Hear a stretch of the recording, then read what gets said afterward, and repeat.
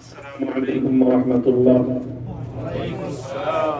الحمد لله رب العالمين، والصلاة والسلام على سيد الأنبياء والمرسلين وعلى آله وأصحابه ومن تبعهم ودعا بدعوتهم إلى يوم الدين. أما بعد، أعوذ بالله من الشيطان الرجيم.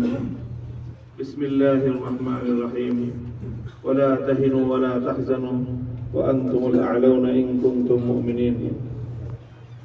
বাংলাদেশ খেলাফত মজলিস মক্কা শাখা কর্তৃক আয়োজিত আজকের এই আলোচনা সভা উপস্থিত সম্মানিত সভাপতি, উপস্থিত মক্কা শাখা বাংলাদেশ খেলাফত মজলিসের দায়িত্বশীল কর্মীবৃন্দ, সমবেত আমার প্রাণ প্রিয় প্রবাসী ভাইয়েরা, সর্বপ্রথম আমি আপনাদের সকলের শুকরিয়া আদায় করতেছি যে অতি অল্প সময়ের মধ্যেই আজকে আপনারা আমাদের সাথে মিলিত হওয়ার এই আয়োজনটি করেছেন এবং খুব সামান্য সময়ের আহ্বানে সাড়া দিয়ে আপনারা সকলে এখানে উপস্থিত হয়েছেন। আল্লাহ রাব্বুল আলামিন আপনাদের সকলকে উত্তম বিনিময় দান করুন। আমিন। প্রিয় দিনী ভাইয়েরা, আমরা আসলে যথেষ্ট ক্লান্ত, সারাদিনের দীর্ঘ সফরের পর আবার আজকে উমরা করেছি। সেই জন্য খুব দীর্ঘ কোনো আলোচনা করার জন্য আমরা এখানে আসিনি। আমাদের এখানে আসার মূল উদ্দেশ্য হলো শুধু আপনাদের জিয়ারত, আপনাদের সাথে সাক্ষাৎ এবং আপনাদের কাছ থেকে আপনারা যে প্রবাসে থেকে বাংলাদেশের প্রতিটি বিষয়ে, বিশেষ করে বাংলাদেশের জাতীয় রাজনীতি নিয়ে, বাংলাদেশের মানুষের দ্বীন এবং ঈমান নিয়ে যে কোনো পরিস্থিতিতে প্রবাসীরা যে ভূমিকা পালন করেছেন এবং করে থাকেন, সেই বিষয়ে আপনাদের সকলকে শুকরিয়া আদায় করার জন্য আজকে আমাদের এই সম্মিলিত হওয়া। তো আমরা আপনাদেরকে এই জন্য শুকরিয়া জানাই যে বিগত যে অত্যাচারী, জালিম, স্বৈরাচারী সরকার বাংলাদেশের বিগত 100 বছরের ইতিহাসে এরকম ফ্যাসিস্ট দানবীয় শক্তি বাংলাদেশের মানুষের উপর আর কখনো চেপে বসে নাই। বিগত সরকার এমন ভাবে বাংলাদেশের রাষ্ট্রের উপর কব্জা করেছিল, গোটা রাষ্ট্রযন্ত্রকে এমন ভাবে দলীয়করণ করেছিল যে প্রতিটি সেক্টর, রাষ্ট্রের এমন কোনো প্রতিষ্ঠান ছিল না যে প্রতিষ্ঠানের প্রাতিষ্ঠানিকতাকে ধ্বংস করে দিয়ে এটাকে বাংলাদেশি প্রতিষ্ঠান থেকে আওয়ামী প্রতিষ্ঠানে রূপান্তরিত করে নাই। একটা প্রতিষ্ঠানও ছিল না। একেবারে সশস্ত্র বাহিনী থেকে শুরু করে দেশের প্রতিটি বাহিনী, প্রতিটি প্রতিষ্ঠান এমন ভাবে দলীয়করণ করেছিল যে কোনোভাবেই যেন আর কোনো দিক দিয়ে তার কোনো দুর্বলতার জায়গা না থাকে।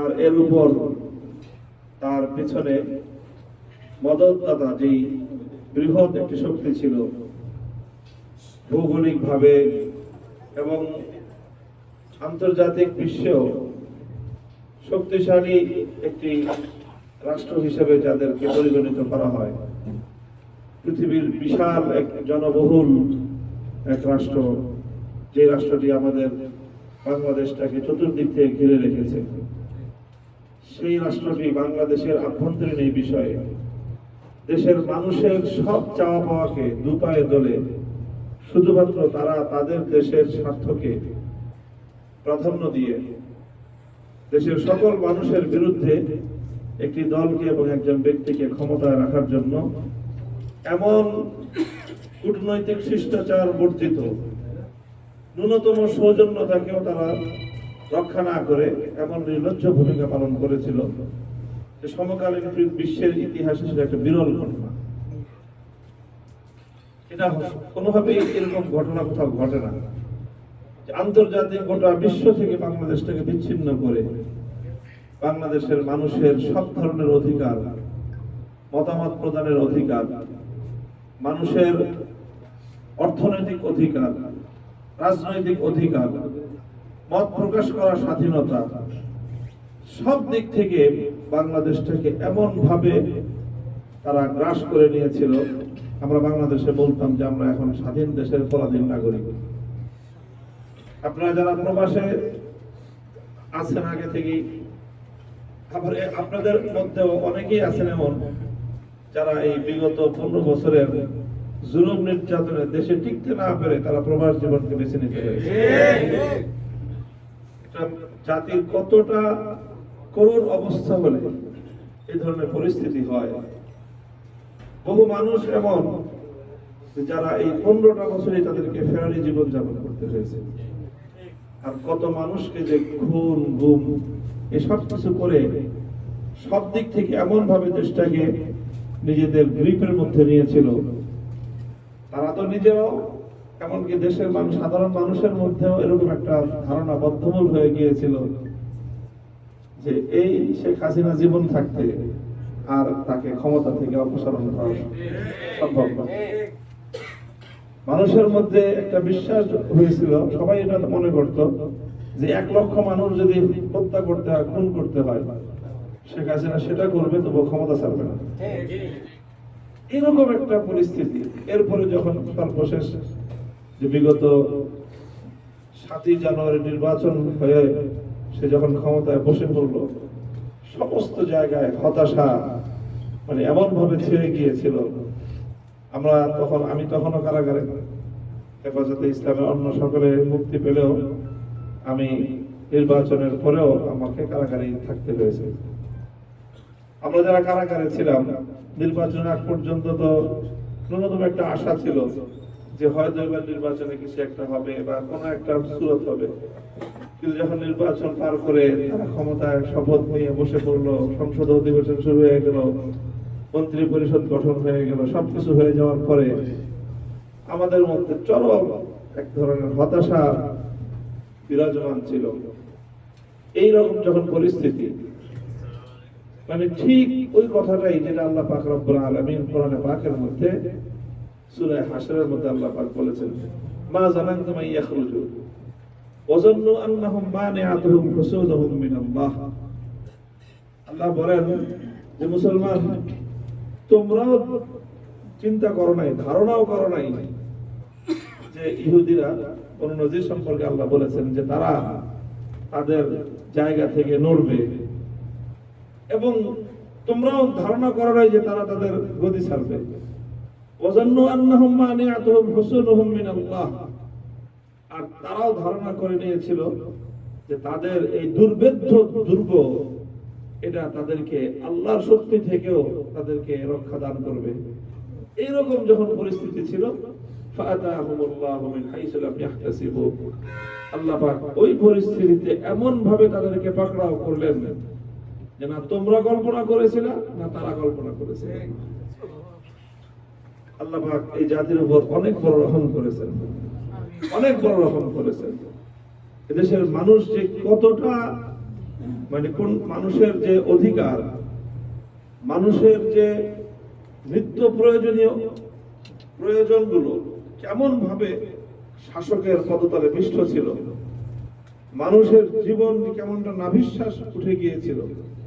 যেমন একটা মানুষকে যদি তার কণ্ঠ এমন ভাবে চেপে ধরা হয় যে তার শ্বাস প্রশ্বাস বন্ধ হয়ে যাওয়ার উপক্রম, ওই মানুষটা যে নাকি শ্বাস নিতে পারতেছে না, সে যেমন হাঁসফাঁস করতে থাকে, একটু নিঃশ্বাস গ্রহণ করে জীবনটাকে রক্ষা করার জন্য আমরা বাংলাদেশের মানুষ সেই পরিস্থিতিতেই ছিলাম। আর এর মধ্যে বিশেষভাবে ইসলামপন্থী এবং আলেম সমাজ আমাদেরকে চতুর্দিক থেকে, অন্যদেরকে শুধুমাত্র জান আর মালের দিক থেকে ক্ষয়ক্ষতি করার চেষ্টা করেছে, আলেম সমাজকে গোটা জাতির সামনে হেয় প্রতিপন্ন করে তাদের অস্তিত্ব বিলুপ্ত করে দেওয়ার জন্য সকল আয়োজন তারা করেছিল। এমন ভাবে যখন এই পত্র পত্রিকাগুলির যে অবস্থা, জাতির বিবেক করা হয় মিডিয়াকে, সেই মিডিয়ার এমন চাটুকারিতা দেখেছি। আমরা তো জেলখানায় ছিলাম, জেলখানায় তো পত্র পত্রিকাই একমাত্র সম্বল, অন্য কোনো মিডিয়া তেমন দেখার সুযোগ নেই। পত্রিকার পাতা খুললে শেখ হাসিনা যেই মাসে জন্ম নিছে সেই মাসের শুরু থেকেই তার গুণগান যে শুরু হতো, মানে পত্রিকার পাতা জুড়ে শুধুমাত্র হাসিনাময় পুরা বাংলাদেশ। আর এমন এমন তাদের সেই হেডিং, অনন্য উচ্চতা বঙ্গবন্ধুর কন্যা। মানে এখন মনে চায় সমস্ত সাংবাদিকদের সাথে জিজ্ঞাসা করতে, কোথায় তোমাদের সেই অনন্য উচ্চতা শেখ হাসিনা। এইভাবে গোটা বাংলাদেশ সকল দিক থেকে, মানে সরকারি বাহিনী তো আছেই, রাষ্ট্রীয় প্রতিষ্ঠানগুলো তো আছেই, এমনকি সংবাদ জগৎ, মিডিয়া জগৎ, যেটা একটা স্বাধীন রাষ্ট্রের গুরুত্বপূর্ণ একটা স্বাধীন প্রতিষ্ঠান, সেটাকেও এই অবস্থা করেছে। বিচার ব্যবস্থা, প্রধান বিচারপতি দলীয় মুখপাত্রের ভূমিকায় অবতীর্ণ হয়েছে। মানে রাজনৈতিক সংশ্লিষ্টতা আছে এমন কোন মামলায় কোন একটা আদালত থেকে, নিম্ন আদালত তো দূরের কথা, হাইকোর্ট এবং হাইকোর্টের পরে একেবারে সর্বোচ্চ অ্যাপিলেট ডিভিশন, সেখান থেকেও শেখ হাসিনা এবং তার সরকারের প্রত্যক্ষ নির্দেশ ছাড়া কোন একটা মামলার ন্যায় বিচার হবে, এটা দুঃস্বপ্নে পরিণত হয়েছে। মানে একেবারে যে একজন কথা ছিল, এক শুনেছি আইয়ামে জাহেলিয়াত, আর এর উপরে আওয়ামী জাহেলিয়াত, একেবারে সেই আইয়ামে জাহেলিয়াতের মতো আওয়ামী জাহেলিয়াত। বরং অনেক জায়গা থেকে, অনেক দিক থেকে আইয়ামে জাহেলিয়াতের চেয়ে আওয়ামী জাহেলিয়াত আরো বেশি বড় ছিল। আইয়ামে জাহেলিয়াতের মধ্যেও অনেক মানুষ ছিল যাদের মধ্যে কিছুটা সততা ছিল, তারা মিথ্যা কথা বলতে কিছুটা দ্বিধাদ্বন্দ্ব ছিল। আমরা ইতিহাস জানি, রাসূল সাল্লাল্লাহু আলাইহি ওয়াসাল্লাম সম্পর্কে সেই হেরাকেলের কাছে যখন তদন্ত করতে মক্কার শীর্ষ নেতা তখন আবু সুফিয়ান, পরবর্তীতে রাদিয়াল্লাহু তাআলা আনহু, ওনাকে যখন ডাকলো, জিজ্ঞাসা করলো রাসূল সাল্লাল্লাহু আলাইহি ওয়াসাল্লাম সম্পর্কে, সে তার কর্মীদের ভয়ে যে আমি যদি এখন মিথ্যা কথা বলি হেরাকেল হয়তো ধরতে পারবে না, কিন্তু আমার কর্মীরা তো বুঝে ফেলবে যে আমার নেতা মিথ্যা কথা বলে, তো মক্কায় আমার নেতৃত্ব থাকবে না। এই ছিল আইয়ামে জাহেলিয়াতের মধ্যে নেতৃত্বের অধিকারী একজন মানুষের এই বৈশিষ্ট্য। আর আওয়ামী জাহেলিয়াতের যুগের অবস্থা ছিল এই, আওয়ামী লীগের মধ্যে কিছু ভালো মানুষ ছিল, কিছুটা তুলনামূলক যতগুলি ভালো মানুষ ছিল সব একেবারে মূল জায়গা থেকে ছিটকে পড়েছে। যে যত বেশি দুষ্ট, যে যত বেশি মানুষের বিরুদ্ধে মিথ্যাচার করতে পারে, যে যত বেশি আক্রমণাত্মক কথা বলতে পারে, ঘায়েল করে কথা বলতে পারে, তার রাজনৈতিক কোনো যোগ্যতা থাকুক বা না থাকুক, শেখ হাসিনা আওয়ামী লীগের মধ্যে তাদেরকে গুরুত্বপূর্ণ পদে পদায়ন করেছে। মানে সব তো খাইছে, খাইতে খাইতে খাইতে খাইতে খাইতে নিজের দলটাকে পর্যন্ত শিখেছে। হাসান মাহমুদ এই লোকের মতো, এই ধরনের একটা লোক বাংলাদেশে, যার প্রত্যেকটা কথাই হলো আক্রমণাত্মক ফাউল কথা, এই লোকটাকে সে বানাইছিল স্বরাষ্ট্রমন্ত্রী বানায়। তার একটা কথা যে ভিতরে ভিতরে মারামারি করে জনগণের উপরে, যেখানে আন্তর্জাতিক বিশ্বে দেশের রিপ্রেজেন্টেশন করতে হয়, প্রতিনিধিত্ব করতে হয়, সেই জায়গাটায় এই ধরনের একজন মানে আক্রমণাত্মক ব্যঙ্গাত্মক কথা ছাড়া তার কোনো কথা কোনোদিন সে বলছে? সুস্থ স্বাভাবিক ভাবে সে কোনোদিন কোনো কথা বলছে বলে আমার কাছে আমি তো কোনোদিন দেখিনি। প্রত্যেকটা কথার মধ্যে প্রতিপক্ষকে ঘায়েল করার কথা, প্রত্যেকটা কথাই ছিল তার আক্রমণাত্মক কথা, প্রত্যেকটা কথাই ছিল বিভক্তি এবং বিভাজনের কথা, প্রত্যেকটা কথাই ছিল বিরোধী মত এবং পথকে তুচ্ছ তাচ্ছিল্য করার কথা। এই লোকটাকে বানাইছে পররাষ্ট্রমন্ত্রী। মানে এইরকম বলতেছিলাম যে মানে আইয়ামে জাহেলিয়াতের চেয়েও বর্বরতার একটা চরম মাত্রায় পৌঁছে গিয়েছিল এই আওয়ামী জাহেলিয়াত। তো ভাই লম্বা এই সকল ফিরিস্তি এই জন্য দিচ্ছি যাতে আমাদের উপলব্ধি হয় যে আল্লাহ পাক রব্বুল আলামিন আমাদেরকে কোন ধরনের বিপদ থেকে আল্লাহ আমাদেরকে উদ্ধার করেছেন। এই আত্মউপলব্ধিটা আমাদের প্রয়োজন যে আল্লাহ আমাদের উপর রহম করেছেন, واذكروا إذ أنتم قليل مستضعفون في الأرض تخافون أن يتخطفكم الناس فآواكم وأيدكم بنصره ورزقكم من الطيبات لعلكم تشكرون আল্লাহ যেন আমাদেরকে হাতে ধরে এই জগদ্দল পাথরের নিচ থেকে আল্লাহ আমাদেরকে বের করে আনলেন। নাও বাংলাদেশের মানুষ, আমি তোমাদের উপর করুণা করলাম, তোমরা মুক্ত আকাশে একবার নিঃশ্বাস গ্রহণ করো, আর আমি আল্লাহর শুকরিয়া আদায় করব। এটা আমাদের উপলব্ধি দরকার প্রথম।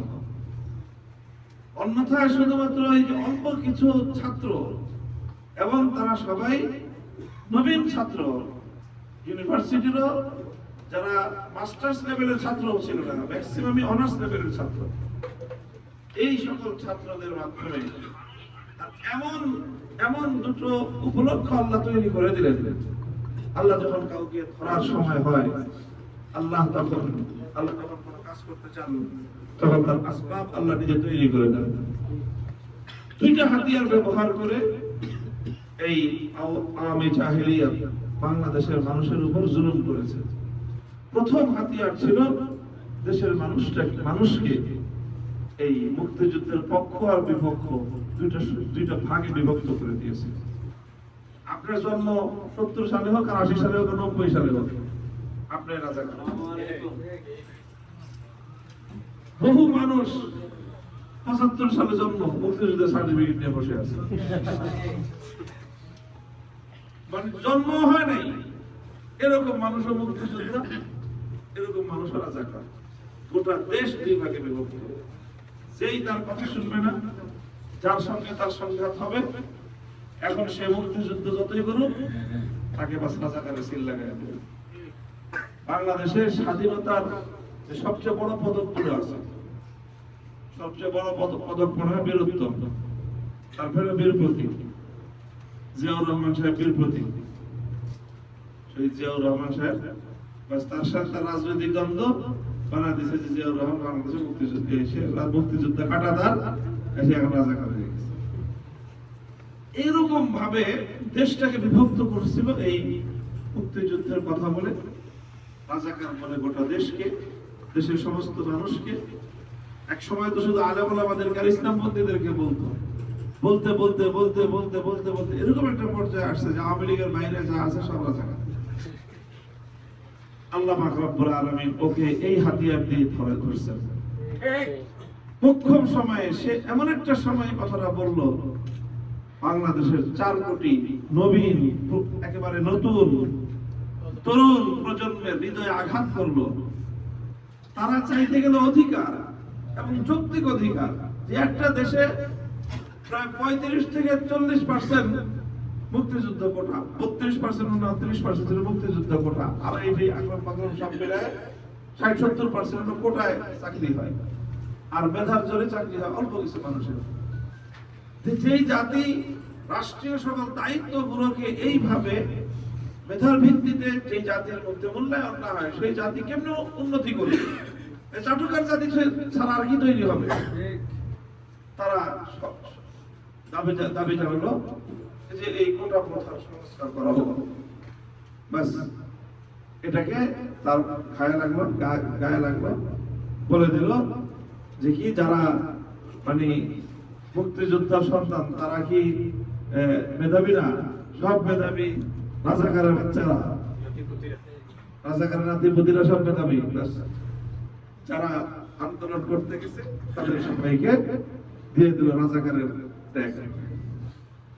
এই তো 4 কোটি ছাত্র জনতার গায়ে এমন ভাবে আঘাত লাগলো যে আমরা যৌক্তিক দাবি করলাম, তুমি বাস আমাদেরকে রাজাকার লাগাই দিলা ট্যাগ। আচ্ছা ঠিক আছে, যা তুই যখন লাগাল রাজাকারই বললি, প্রত্যেকটা বিশ্ববিদ্যালয় স্কুল কলেজ থেকে রাতের অন্ধকার, রাতের গভীরে স্লোগান হলো আমি কে তুমি কে রাজাকার। মূলত সেই দিনই বাংলাদেশে শেখ হাসিনা ভাগ্য নির্ধারিত হয়ে গেছে। গোটা দেশের ছাত্র জনতাকে এক কথায় বাস তার কথা শুনে নেই, তার ভালো লাগে নেই। কারো বয়স 15 বছর, কারো বয়স 20 বছর, মুক্তিযুদ্ধের 55 বছর পরে এসে এদেরকে রাজাকারের বাচ্চা বলে দিল। এই ছিল তার একটা। এরপরে দ্বিতীয় যেটা হলো এই ছাত্রদেরকে দমন করার জন্য যখন তারা ছাত্রলীগকে মাঠে নামাইল অস্ত্র দিয়ে ওপেন, প্রত্যেকটা শহরে শহরে তার এই হেলমেট বাহিনী, তার হেলমেট লীগ, হাতুড়ি লীগ, এরা যখন এইভাবে ছাত্রদের বুকে গুলি চালাইল, বাংলাদেশের মানুষের যে তখন কি অবস্থা হয়েছে আমরা প্রত্যক্ষদর্শী।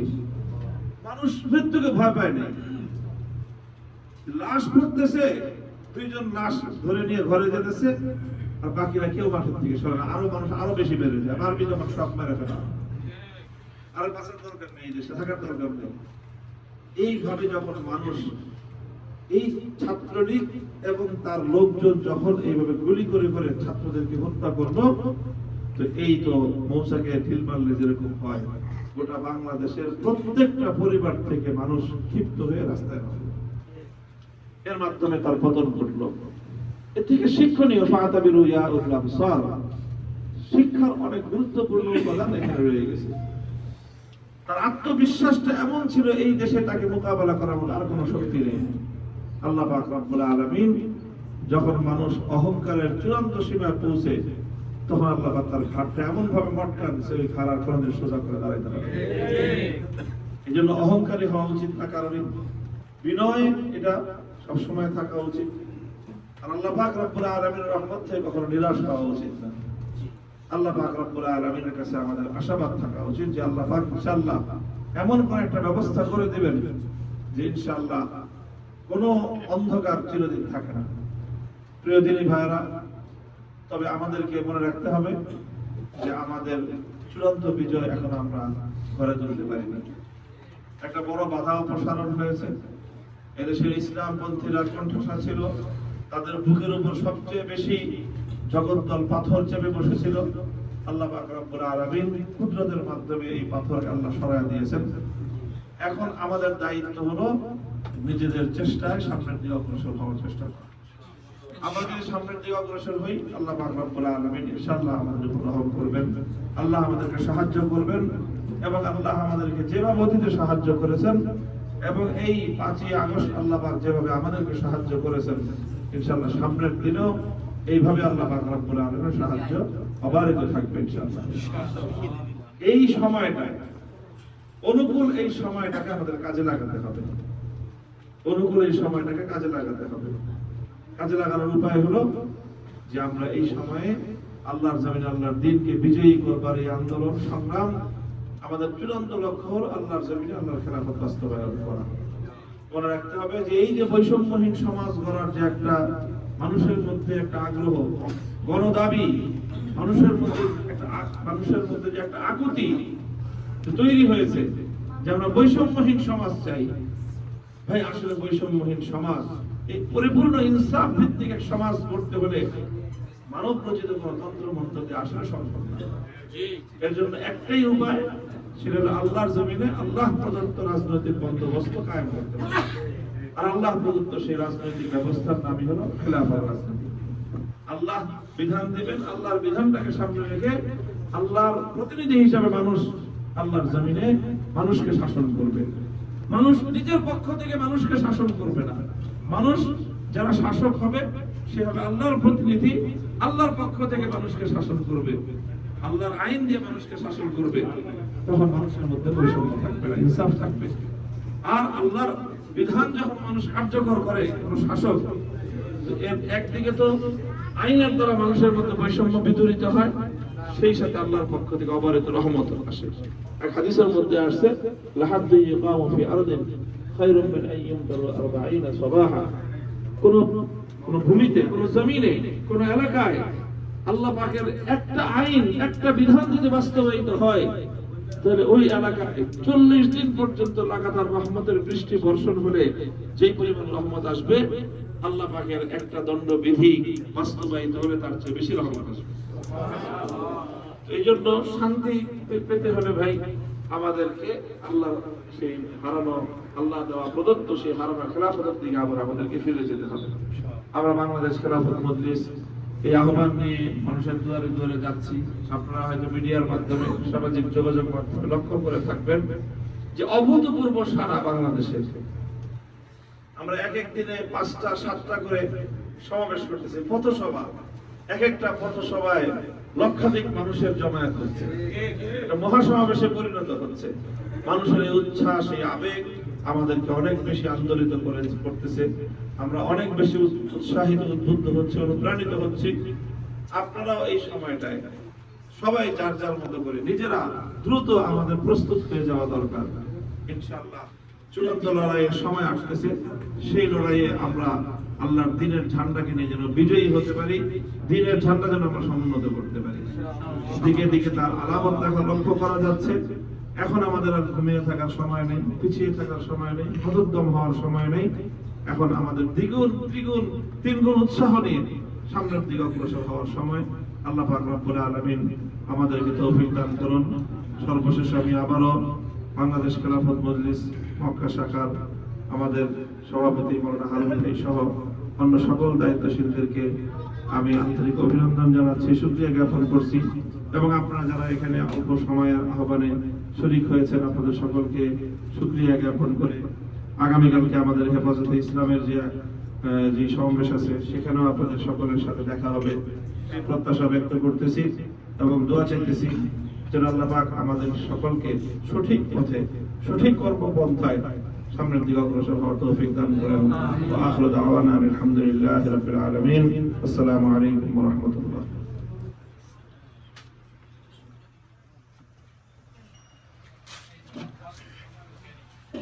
আলহামদুলিল্লাহ, সুম্মা আলহামদুলিল্লাহ। আমরা বাংলাদেশ খেলাফত মজলিস মক্কা শাখার পক্ষ থেকে আমাদের আগত মেহমান ওনাদেরকে অসংখ্য ধন্যবাদ।